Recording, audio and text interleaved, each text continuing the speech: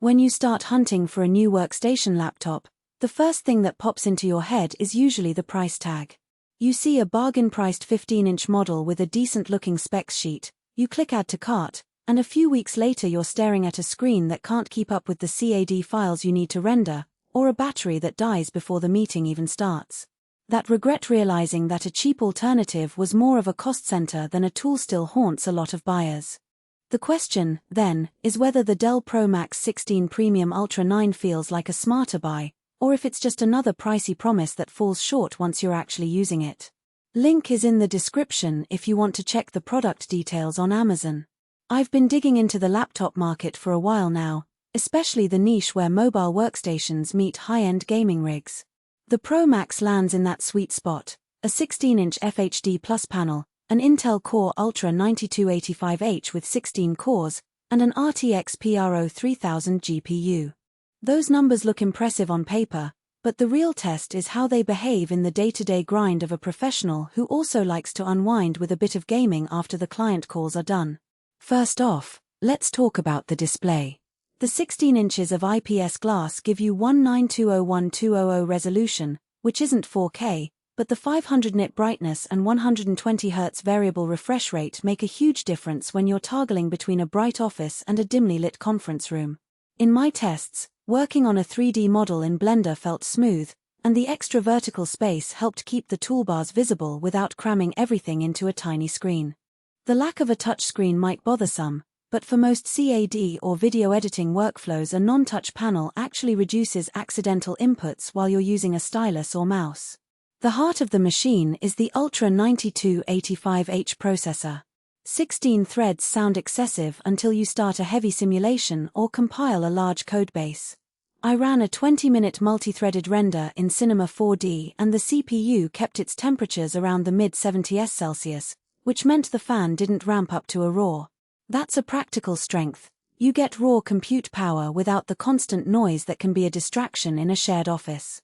On the flip side, the power draw is significant. If you're relying on battery alone, you'll get roughly 3 to 4 hours under load, so the Pro Max is not an all-day unplugged performer. It's a machine that expects you to be near a power outlet for any sustained heavy work. Graphics-wise, the RTX PRO 3000 is a step below the top-end RTX 4090, but it's more than capable of handling professional rendering workloads and modern games at 1080p with high settings.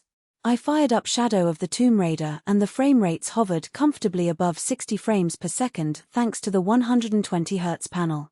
In a workstation context, that GPU's 8GB of VRAM, plus the shared system memory, gave me enough headroom for texture-heavy scenes without swapping. However, if you're planning to push 4K video editing or run multiple GPU-intensive VMs simultaneously, you'll start feeling the ceiling sooner than you might expect. Connectivity is where Dell quietly shines.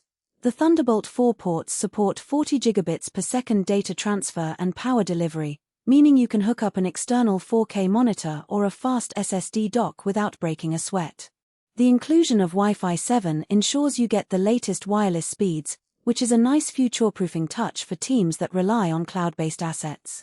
The SD card reader is a pleasant surprise for photographers or field engineers who still carry physical media.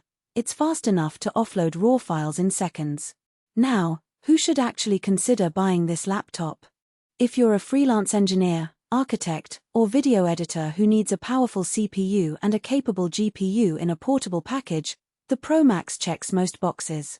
The machine's size 16 inches and a bit bulkier than typical Ultrabooks means it's not the ideal choice for someone who wants a featherlight device to toss into a backpack daily. It's also a certified refurbished model, which can raise eyebrows. For most users, the refurb status doesn't affect performance, but it does mean the warranty may differ from a brand new unit, so check the terms before you commit. Conversely, the Pro Max isn't a fit for budget-conscious students or casual gamers who are happy with a mid-range card.